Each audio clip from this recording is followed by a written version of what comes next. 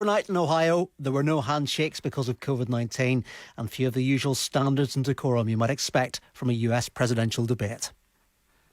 Chris, can I be honest? It's a very important question. Try to be honest. He stood up. No, the answer to the question is no. Ukraine. No, sir. With $1 billion, if you that get rid is of absolutely not true. You're going to have true. Gentlemen.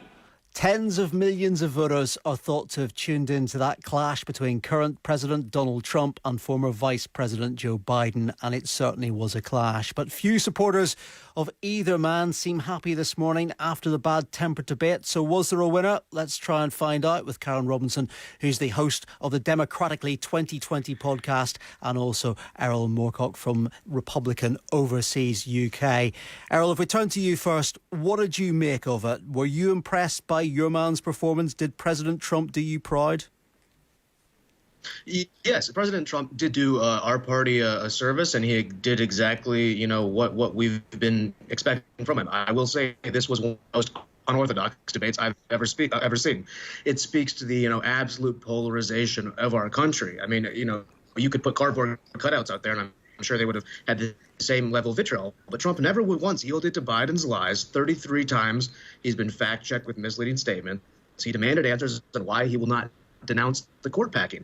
He, claims that he doesn't want to make it an issue. Well, it's an important issue. He wasn't able to call murderers, arsonists, anything other than peaceful protesters. We'll get into Joe Biden's performance in the debate in a second, but let's concentrate on the president first of all, because you say that you're proud of how he performed. Are you proud of this statement where he apparently refused to condemn white supremacists? Listen to this. What do you want to call them? Give me a name. Give me a white name. Supremacists and white supremacists and right Proud Boys. Stand back and stand by. But I'll tell you what. Somebody's got to do something about Antifa and the left, because this is not a right-wing problem. This is a left-wing. This is a left-wing problem. Are you proud of a man who says of the Proud Boys, this right-wing group that has been involved in violence, that they should stand back and stand by? It's a mischaracterization of the situation. Donald Trump has always condemned white supremacists, and he's not going to play into He didn't last night. That's the point. He didn't. Well, no, the situation, let me explain to you. What's going on is it's a psychological game. He's not going to play a game where they're forcing him into a compelled speech that implies that he is by default supporting white supremacists. The same sort of trap they tried in Charlottesville with that outrageous lie that he said Nazis are very fine people. This is the most pro-Israel, pro-black, pro-Hispanic president in U.S. history. Prison reform, a platinum plan for black businesses. He's declared the KKK a terrorist organization. In terms of Charlottesville, I do have to fact check you here, because in terms of Charlottesville, he said there were fine people on both sides. And on the people on both sides, there was people, academics and professionals, who had a permit to there were also white supremacists. supremacists. Statutes. Those other people did not have a permit, and they showed up illegally. Those terrible people. So Donald Trump was not. It was a mischaracterization. That's why he stood up for the people who were there, who were supporting American history, and so we don't make those same mistakes. It's a mischaracterization. He did not call white Nazis and white supremacists very fine people. It was that same sort of psychological trap to imply that by default he is supporting those people. So no, Donald Trump did not support white supremacists. Now, keep in mind, Joe Biden is the one who wrote that anti-crime bill in '94, helped write the anti-crime bill in '94 that put black men in prison. He's the one who said that he doesn't want his kids growing up in a racial jungle. He's the one with the relationship with Richard Byrd, the former KKK Grand Master. Well, let's pick this up with Karen Robinson, and let's deal with some of these issues. This is the whole issue of suggesting, which was brought up, that Joe Biden had once called black people super predators as when he was pushing for a crime bill. There are things that he's not got to be proud of in the past. Isn't that true, Karen? Joe Biden is a great American who has had a career and a life dedicated to public service, who's overcome the most extraordinary hardships to give his life in service to his country, as has his son Beau, who was insulted on the stage by the President of the United States last night. The president's behavior last night was a disgrace. It wasn't just disrespectful to Joe Biden; it was disrespectful to every American who had no opportunity to actually listen to Joe Biden speak or or indeed to hear what the president has to say. He shouted, he insulted, he turned everything into basically a shower. I think to be fair, at times Joe Biden shouted as well. He called him a clown. He called him a liar. He called him a racist. There was a lot of insults coming from Joe Biden's direction as well. Did he really cover himself in glory in the way he handled that? I mean, I think Joe Biden is a great man, and I think he last night dealt with, right from the very beginning, he was the president was interrupting him, was shouting over him.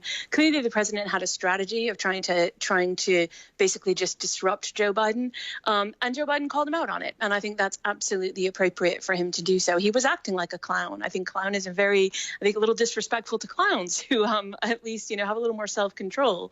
When he wasn't being interrupted, though, the point about this is that Joe Biden was not answering questions. For example, on the issue of the Supreme Court, there is an issue about the Supreme Court which is really, really important in terms of American laws.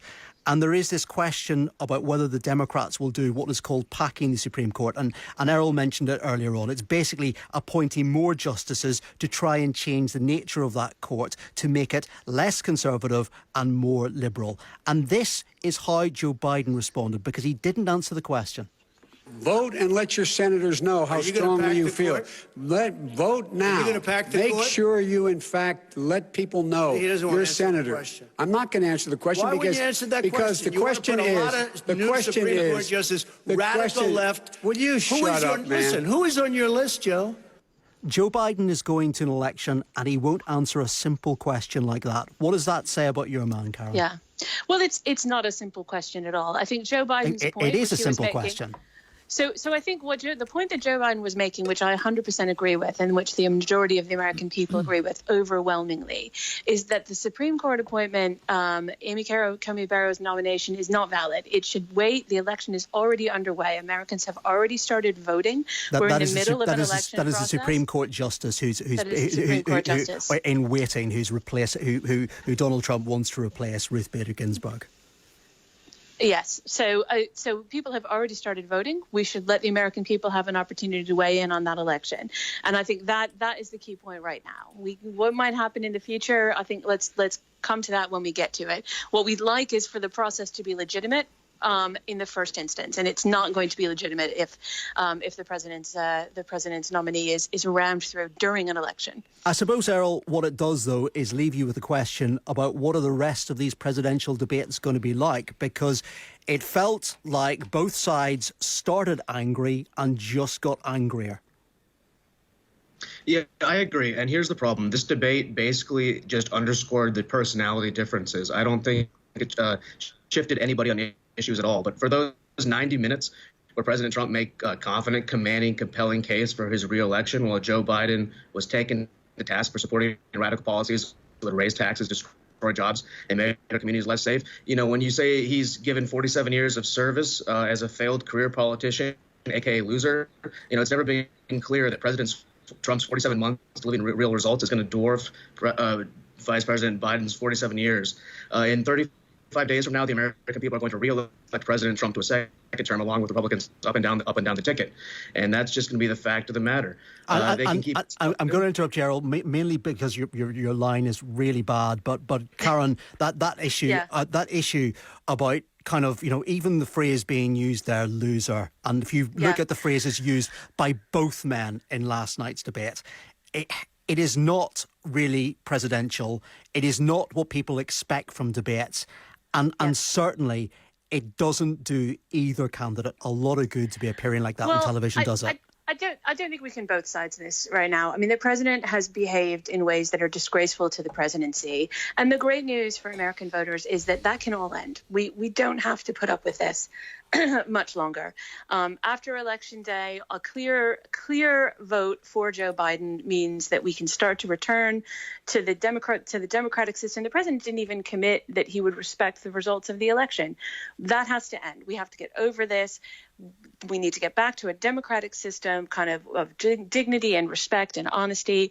Joe Biden is the man to do that. And absolutely get out there, cast your ballots. The president's going to try and throw sewage at us. We just need to get in our vote. We need to get back to the dignity and honor of this country. I think Erol would probably say that the sewage, if that's what it was being thrown both ways. Well, I mean, I would encourage you to watch the debate and see what you think, because it was awful. Well, you can watch it on the BBC iPlayer if you want to go back and have a look. That's Erol Morkoc from Republicans Overseas UK, and also Karen Robinson, who's the host of the Democratically 2020 podcast. And you, in fact,